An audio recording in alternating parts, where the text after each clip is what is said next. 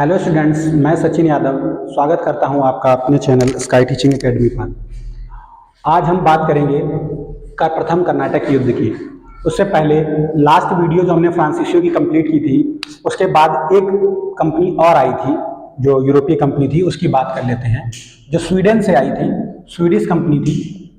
1731 में ये आई थी भारत। आने के क्रम में हमने सभी कंपनियों को पढ़ा है, तो हम इसको भी नहीं छोड़ते हैं। ये स्वीडिश ईस्ट इंडिया कंपनी आई तो थी, लेकिन इसने भारत में प्रतिस्पर्धा ज्यादा देखी, तो इसने अपना व्यापार चीन के साथ किया था। ये बात याद रखिएगा, चीन के साथ व्यापार किया। ये बात आप याद रखिएगा। इस तरह आपने सारी कंपनियां पढ़ ली आने के क्रम में, क्रम वाइज। और आपको अगर कंपनी स्थापित करने का क्रम पूछा जाए, फैक्ट्री स्थापित करने का क्रम यहाँ पे पूछा जाए, सॉरी कंपनी स्थापित करने का क्रम अगर पूछा जाए, तो उसके लिए एक पुरानी ट्रिक रहती है, सभी को याद रहती है। पुत्र अड़ा डैड फंसा। इसके माध्यम से आप याद रख सकते हैं कि पुर्तगाली कंपनी सबसे पहले स्थापित हुई, फिर अंग्रेजों की, फिर डचों की, उसके बाद डेनिश, फ्रांसीसी और स्वीडिश। इस तरह से कंपनियां स्थापित करने का क्रम आप याद रख सकते हैं।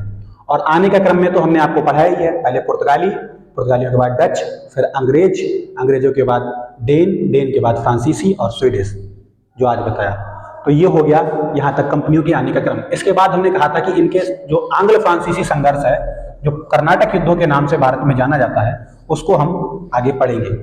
तो आज हम बात करेंगे प्रथम कर्नाटक युद्ध की। तीन कर्नाटक युद्ध थे, तीनों के अलग अलग कारण रहे हैं, इनको हम समझेंगे। जो पहला कर्नाटक युद्ध था, इसका कारण जो है भारत में नहीं था। तो बात करते हैं किस कारण से प्रथम कर्नाटक युद्ध हुआ।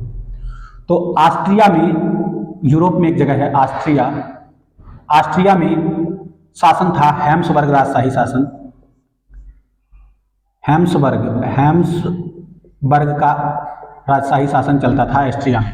हैम्सबर्ग राजशाही शासन वहां पे था। तो वहां पे चार्ल्स की मृत्यु हो जाती है। ये चार्ल्स 6 रहते हैं, चार्ल्स उस शासन के चार्ल्स 6 राजा जो रहते हैं, इनका कोई पुत्र नहीं होता है। इनकी एक पुत्री रहती है केवल, मारिया थेरेसा नाम से। थेरेसा केवल एक पुत्री होती है, पुत्र होता नहीं है कोई भी। तो यहाँ पे उत्तराधिकार को लेकर जब ये मामला आता है, तो फ्रांसीसी चाहते हैं कि उनका मन का यहाँ पे शासक बैठ जाए ऑस्ट्रिया में, और अंग्रेज चाहते हैं कि उनके मन का बैठ जाए। तो होता क्या है, ये दोनों 1740 में ये मृत्यु होती है इनकी, यहीं से आमने सामने हो जाते हैं यूरोप में। मेरिया थेरेसा का पक्ष लेते हैं ब्रिटेन वाले, विरोध करते हैं फ्रांस वाले। तो ये यहाँ लड़ाई 1740 से प्रारंभ होती है।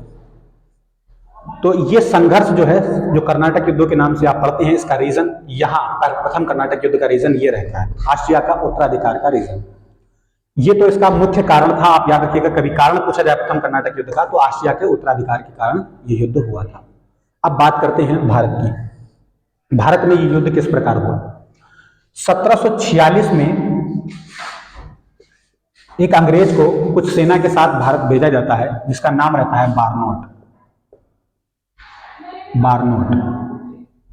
इस बारनोट को भेजा जाता है भारत की ओर।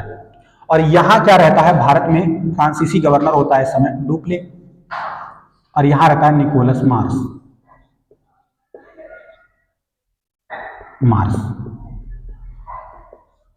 तो ये डुप्ले निकोलस मार्स से कहता है कि वहां तो युद्ध चल रहा है, लेकिन यहां हम लोग शांति बनाए रखते हैं, क्योंकि नौसेना इनकी बहुत मजबूत होती है अंग्रेजों की। तो इस कारण से मतलब जो है डुप्ले इनसे शांति बनाए रखने की बात करता है, लेकिन निकोलस मार्स की ओर से कोई उत्तर नहीं आता है।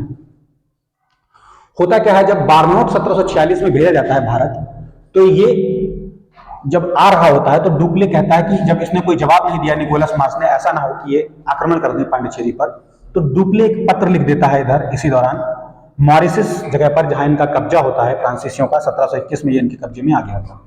यहां पे एक गवर्नर रहता है, फ्रांसीसी गवर्नर ला बोर्डाने, इसको एक पत्र लिखता है। ला बोर्डाने को एक पत्र लिखता है डुप्ले, और इससे मदद मांगता है। उधर बारनोट आता है, तो बारनोट क्या करता है, शुरुआत कर देता है यहां भारत में संघर्ष की। बारनोट फ्रांसीसी जलपोत पकड़ लेता है कुछ।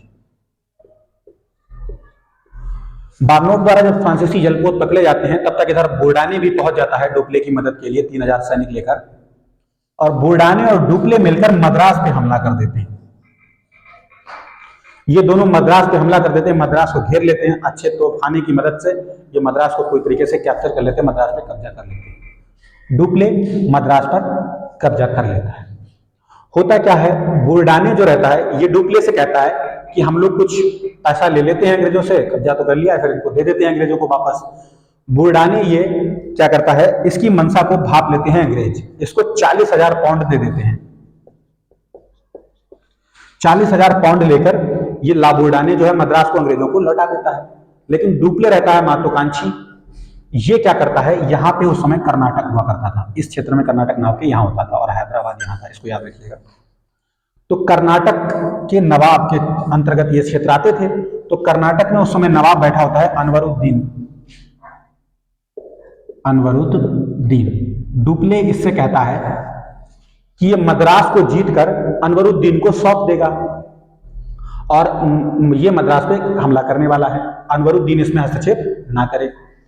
डुप्ले मद्रास को कब्जा कर लेता है दोबारा से। देख रहे हैं आप, एक बार मद्रास को कब्जा करते हैं बुरडाने और डुप्ले मिलकर, फिर दोबारा में डुप्ले जब 40,000 पाउंड लेकर बुरडाने छोड़ देता है मद्रास को, अंग्रेजों के कब्जे में चला जाता है, तो डुप्ले फिर अनवरुद्दीन से बात करके मद्रास को कब्जा कर लेता है दोबारा। ये इतनी बात यहां पर होती है। तो जो अनवरुद्दीन रहता है इसको अंग्रेज कहते हैं कि इसने तो कहा था कि मद्रास जीत के आपको दे देगा, लेकिन इसने तो मद्रास दिया नहीं आपको। तो अनवरुद्दीन को कुछ शंका होती है डुप्ले पर। तो अनवरुद्दीन क्या कहता है, इसी दौरान एक सेना भेजता है महफूज खां के नेतृत्व में।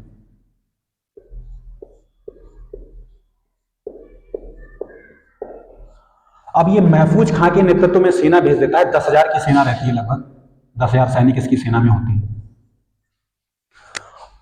और ये पहुंचता है, इधर डुप्ले की सेना होती है। डुप्ले भी क्या करता है, डुप्ले की सेना में 230 तो लगभग फ्रांसीसी रहते हैं और 700 भारतीय सैनिक यहां से भर्ती करता है ये। तो डुप्ले की छोटी सी सेना और महफूज खां की बड़ी सी सेना आमने सामने आती है अडयार नदी के तट पर, सेंट थोमे नामक जगह पर। सेंट थोमे है मद्रास के नजदीक ही, तो इसको लिख लेते हैं, सेंट थोमे के युद्ध के नाम से इसको जानते हैं। तो सेंट थोमे का युद्ध होता है फिर 1748 में।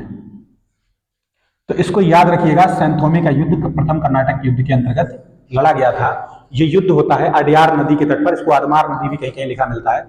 तो इस युद्ध में क्या होता है, ये छोटी सी डुप्ले की सेना अपने तोपों के दम पर इस 10,000 वाली महफूज खान की सेना को परास्त कर देती है। ये पहला किस्सा था जब किसी यूरोपीय कंपनी ने सीधे तौर पर किसी भारतीय शासक को परास्त किया हो।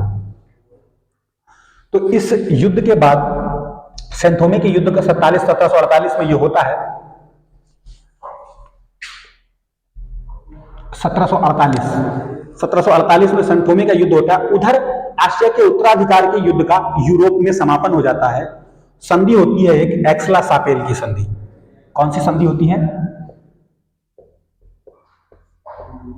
एक्सला